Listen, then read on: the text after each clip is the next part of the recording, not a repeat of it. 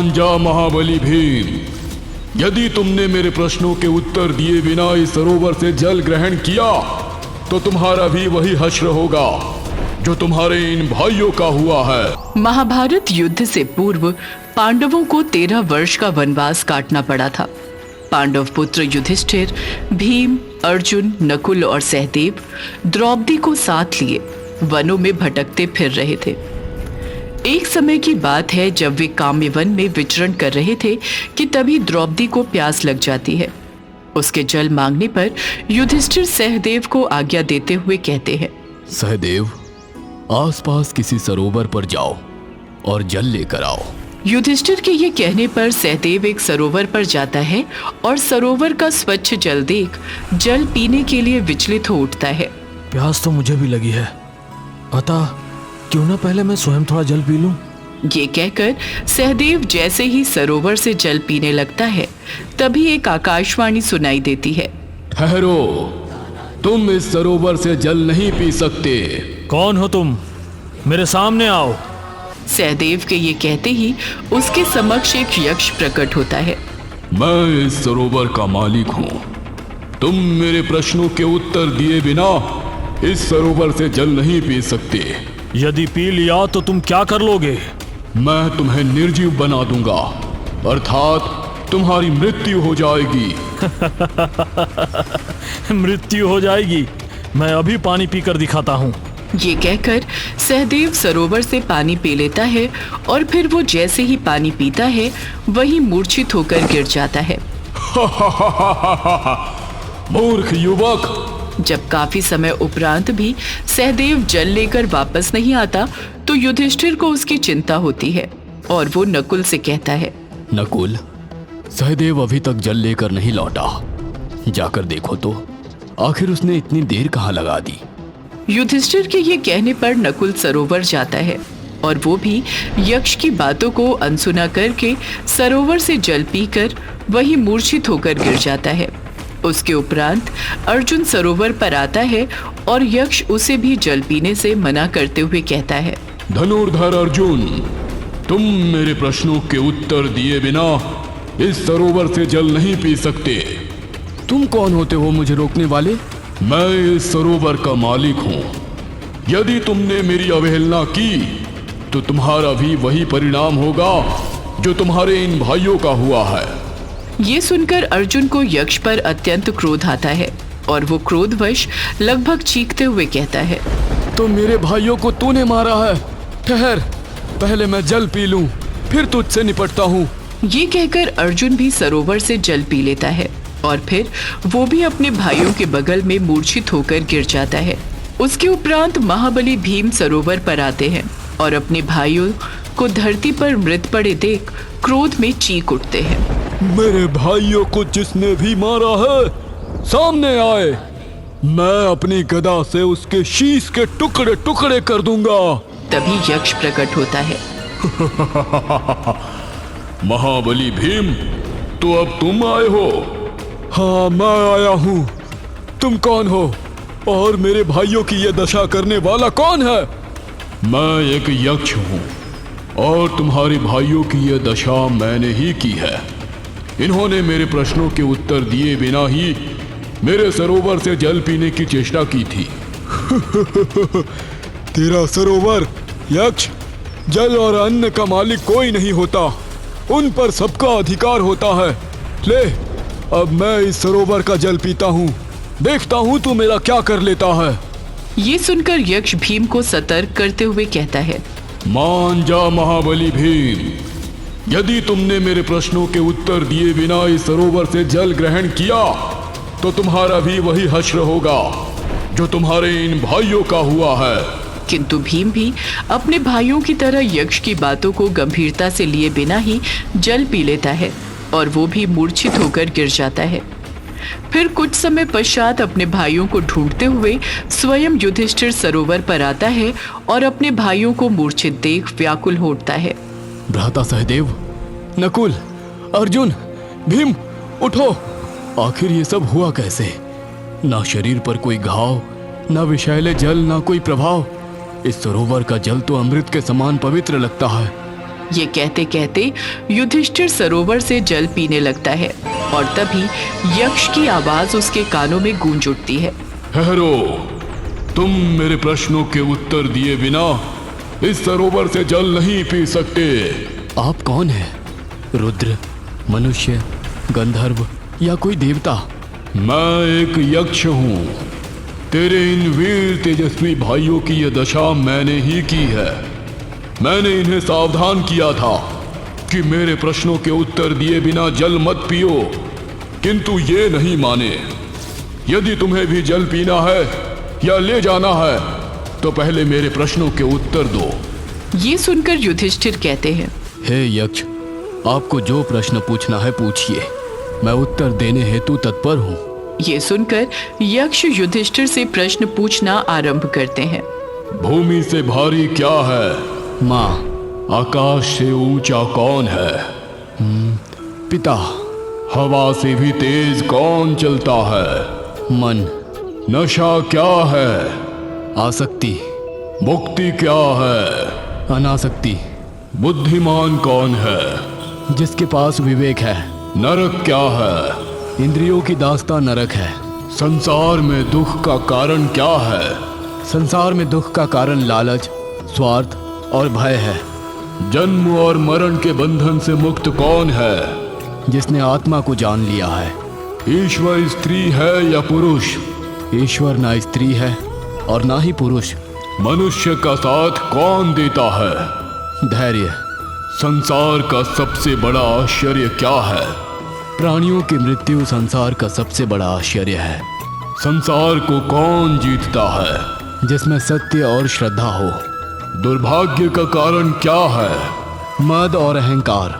युधिष्ठिर यक्ष के सब प्रश्नों के सही सही उत्तर देता है और फिर यक्ष उससे प्रसन्न होकर कहता है, तुमने मेरे सभी प्रश्नों के सही उत्तर दिए, इसलिए मैं तुमसे प्रसन्न होकर तुम्हारे एक भाई को जीवित कर सकता हूँ। अतः बोलो, तुम्हारे कौन से भाई को जीवन दान दूं? मेरे अनुज सहदेव को जीवित कर दो। ये सुनकर यक्ष आश्चर्य में पड़ जाता है और युधिष्ठिर से कहता है, सहदेव को ही क्यों? भीम या अर्जुन को क्यों नहीं? वो इसलिए क्योंकि कुंती माता का मैं एक पुत्र जीवित हूँ और इसीलिए चाहता हूँ कि माद्री माता का भी एक पुत्र जीवित रहे। मैं माता माद्री के साथ अन्याय कैसे कर सकता हूँ? ये सुनकर यक्ष प्रसन्न होते हुए कहता है, मैं तुमसे प्रसन्न होकर तुम्हारे सभी भाइयों को जीवन दान देता हूँ। ये सुनकर युधिष्ठिर विनय पूर्वक कहता है, कोई यक्ष तो किसी को जीवन दान नहीं दे सकता। जीवन दान तो कोई देव ही दे सकता है। इसलिए कृपया बताइए कि आप कौन से देव श्रेष्ठ है?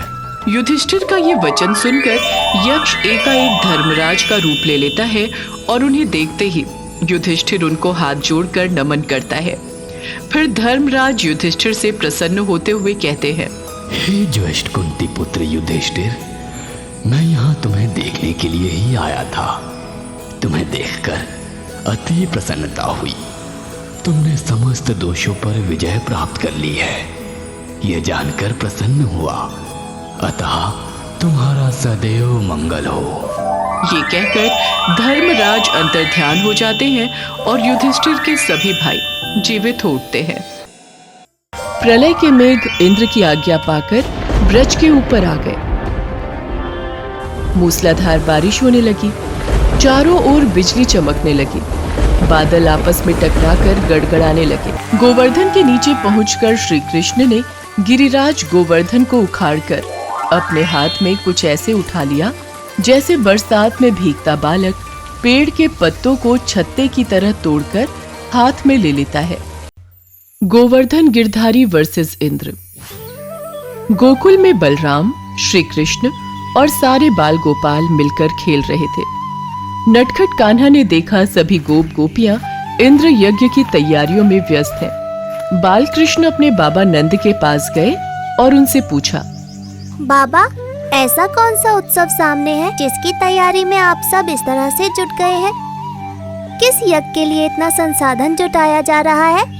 नंद बाबा कृष्ण के सर पर हाथ रखकर उसे समझाते हैं, कान्हा, ये सभी इंद्र यज्ञ की तैयारियां कर रहे हैं। ये इंद्र कौन है बाबा, और इनके लिए यज्ञ क्यों? कान्हा, इंद्र वर्षा करने वाले इन मेघों के स्वामी हैं और बिना जल के जीवन संभव नहीं। इसलिए मेघपति भगवान इंद्र को यज्ञ कर हम धन्यवाद देते हैं। कान्हा अपने बाबा की बात सुन ऊपर बादलों की तरफ देखते हैं और फिर नंद बाबा से कहते हैं, इस दुनिया में आया हर एक प्राणी अपने कर्म के अनुसार ही सुख दुख भोगता है।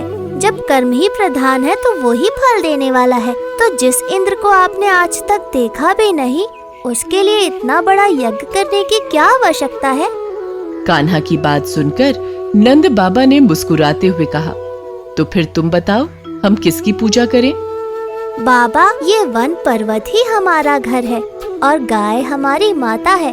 बिना गाय के गोकुल और ब्रजवासियों का क्या अस्तित्व? और इन गायों को चारा इस गोवर्धन पर्वत से मिलता है। इसीलिए मुझे तो यही लगता है कि गिरिराज गोवर्धन पर्वत की परिक्रमा कर उनकी ही पूजा करनी चाहिए। नंद बाबा और कान्हा की बात सुन रहा एक बुजुर्ग ब्रजवासी कान्हा के पास आता है और उनसे कहता है, मेरे प्यारे कान्हा, ये गोकुल की कुल परंपरा है। सदियों से हम इंद्र की ही पूजा कर रहे हैं। अब परंपराएं तो बदली नहीं जा सकती ना। क्यों नहीं बदली जा सकती? जो सदियों से चला आ रहा है वही सत्य हो, वही सही हो, ये जरूरी तो नहीं। आप बताएं, क्या आपके इंद्र आकर यज्ञ में चढ़ा ये भोग ग्रहण करते हैं?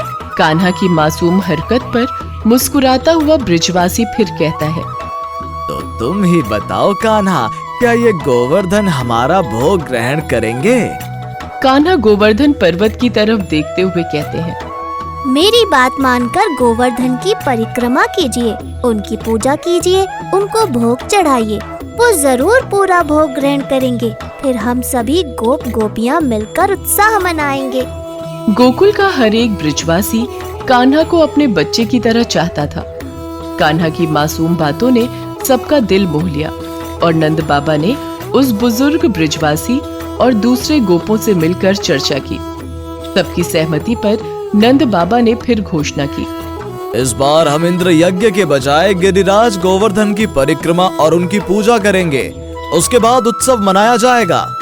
सभी ब्रजवासी नंद बाबा, यशोदा, बाल श्री कृष्ण, बलराम और उनके सारे बाल सखा उत्सव की तैयारी में जुट जाते हैं। दूसरे दिन सभी सुबह खूब सारे पकवान और पूजा की सामग्रियों के साथ गिरिराज गोवर्धन के नीचे आकर इकट्ठे होते हैं। कान्हा ने सबकी ओर देख पूरे उत्साह से कहा, सभी ब्रजवासी गिरिराज गोवर्धन को भोग लगाइए। देखना कैसे गिरिराज आपका भोग स्वीकारने सामने आ जाएंगे। यशोदा और सभी गोपियां बड़ी बड़ी थाल में पकवान भरकर गोवर्धन को भोग लगाती हैं। थोड़ी ही देर में इस दुनिया के कण कण में व्याप्त नटखट कान्हा गिरिराज गोवर्धन के रूप में सभी के सामने आकर प्रकट हो जाते हैं और थाल में रखे स्वादिष्ट व्यंजनों का भोग लगाने लगते हैं। गिरिराज गोवर्धन को देवता के रूप में सामने प्रकट और उनका भोग स्वीकार करते देख ब्रजवासी झूमने और गाने लगते हैं। देखा, मैंने कहा था ना, गोवर्धन महाराज आपके सामने आकर आपका भोग जरूर स्वीकार करेंगे। चलिए अब गिरिराज गोवर्धन की परिक्रमा करते हैं। कान्हा के ऐसा कहते ही सारे ब्रजवासी उनके पीछे पीछे चलकर पूरे गोवर्धन पर्वत की परिक्रमा करते हैं। कोई पैदल चल रहा था तो कोई बैलगाड़ी में बैठा था। परिक्रमा पूरी करने के बाद गोवर्धन के नीचे ब्रजवासियों का उत्सव मनाया जाता है। सब खाते पीते नाचते झूमते वापस अपने अपने घर चले जाते हैं। गोवर्धन पर्वत के नीचे खड़े बालकृष्ण ऊपर बादल की ओर देखकर कहते हैं, अब देवराज इंद्र का भ्रम टूटेगा और उनका अहंकार भी। ऊपर इंद्रलोक में जब इंद्र ने ये जाना कि उनकी पूजा बंद कर दी गई है, वो नंद बाबा और सभी गोपों पर बहुत नाराज हुए। मेघ सांवर्तक सामने आओ। इंद्र के आवाहन पर सांवर्तक मेघ इंद्र के सामने आकर इंद्र से कहता है, देवराज आज्ञा दें, कहाँ हम बादलों को कहर की तरह बरसना है। गोकुल के इन ब्रजवासियों ने मेरा अपमान किया है। मैं त्रिलोकी हूँ, मैं ईश्वर हूँ। इन्हें मेरे अपमान की सजा जरूर मिलेगी। इन मंद बुद्धियों के पूरे गोकुल गांव पर प्रलय की तरह बरसो, ताकि इनका अहंकार भी बाढ़ के साथ बह जाए। प्रलय के मेघ इंद्र की आज्ञा पाकर ब्रज के ऊपर आ गए। मूसलाधार बारिश होने लगी, चारों ओर बिजली चमकने लगी, बादल आपस में टकराकर गड़गड़ाने लगे, आंधी और तूफान ओले बरसने लगे। ब्रजभूमि का कोना कोना पानी से भर गया, चारों तरफ हाहाकार मच गया। सभी ब्रजवासी अपने घर से बाहर निकलकर इधर उधर भागने लगे। कुछ ब्रजवासियों ने कहा, ये इंद्र का प्रकोप है। उस कान्हा की बात मानकर हमने उनका अनादर किया। अब कान्हा और नंद बाबा ही मिलकर इसका उपाय निकालेंगे। कान्हा और नंद बाबा भी बिना ऋतु के चल रही आंधी और घनघोर वर्षा से परेशान होकर ब्रजवासियों के पास पहुंच गए। कान्हा बारिश में भीगते हुए थोड़ा जोर लगाकर सभी ब्रजवासियों से कहता है, मेरे प्यारे ब्रजवासियों, चिंता मत करिए। इंद्र खुद को लोकपाल मानता है, इसीलिए हमें सताने का ये उसका तरीका है। हम गोवर्धन पर्वत की शरण में जाएंगे, चलिए मेरे साथ। सभी ब्रजवासी कुछ अपनी बैलगाड़ी में तो कुछ पैदल, सब इकट्ठे होकर तेजी से दौड़ते हुए गोवर्धन पर्वत के नीचे पहुंच जाते हैं। गोवर्धन के नीचे पहुंचकर श्री कृष्ण ने गिरिराज गोवर्धन को उखाड़कर अपने हाथ में कुछ ऐसे उठा लिया जैसे बरसात में भीगता बालक पेड़ के पत्तों को छत्ते की तरह तोड़कर हाथ में ले लेता है। अपने मासूम कान्हा को ऐसा करता देख यशोदा, नंद बाबा, ब्रजवासी हैरान रह गए। संभलकर कान्हा, ये तुम क्या कर रहे हो? कान्हा यशोदा को देखकर मुस्कुराते हैं। चंद घड़ी में पूरा गोवर्धन पर्वत कृष्ण की छोटी उंगली में टिका हुआ था। पर्वत के नीचे बने गड्ढे में आराम से सारे ब्रजवासी आ गए। कुछ ब्रजवासी अभी बारिश में भीगते बाहर खड़े थे। उनसे बालक कृष्ण ने कहा, अपनी शंका त्याग कर गोवर्धन के नीचे आ जाइए, निश्चिंत रहिए, ये पर्वत मेरे हाथ से गिरेगा नहीं। कृष्ण की उंगली में गोवर्धन और सारे ब्रजवासियों को सुरक्षित देख इंद्र के क्रोध की सीमा न रही। उसने प्रलय के मेघ को और तेजी से बरसने का आदेश दिया। प्रलय के मेघ ऐसे बरसों की कृष्ण की सारी ताकत खत्म हो जाए और ये पर्वत नीचे आ जाए। आंधी और तेज हो गई। बादलों ने अपनी पूरी ताकत गोवर्धन पर्वत पर लगा दी। एक एक दिन कर 7 दिन बीत गए। यशोदा ने कृष्ण को देखकर कहा, मेरे कान्हा की छोटी सी उंगली पर इस विशाल पर्वत का भार। कान्हा, तुम ब्रजवासियों के रक्षक हो, तुम ही हमारा गौरव हो। इंद्र और उसके मेघ कोशिश कर कर के थक गए। कान्हा की छोटी सी उंगली पर टिका पर्वत अडिग रहा। इंद्र का अहंकार खत्म हो गया। उसके आश्चर्य की सीमा न रही। सांवर्तक मेघ ने थक कर इंद्र से कहा, देवराज इंद्र, मेरी पूरी क्षमता खत्म हो चुकी है। अब मैं और नहीं बरस सकता।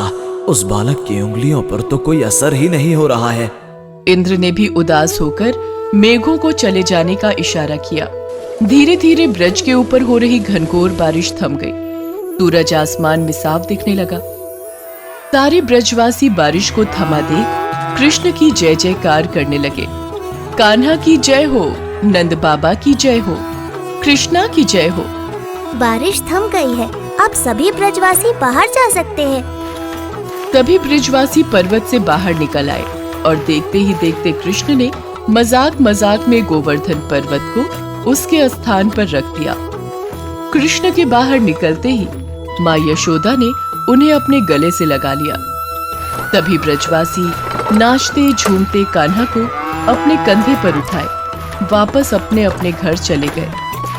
ऊपर बादलों में संवर्तक मेघ और इंद्र नीचे श्री कृष्ण की तरफ देखकर हाथ जोड़कर खड़े थे। कान्हा भी ऊपर इंद्र की तरफ देखकर अपनी नटखट मुस्कान के साथ कहते हैं, अहंकार चूर चूर हो ही जाता है, चाहे मनुष्य का हो या फिर देवता का। समझ गए ना देवराज इंद्र?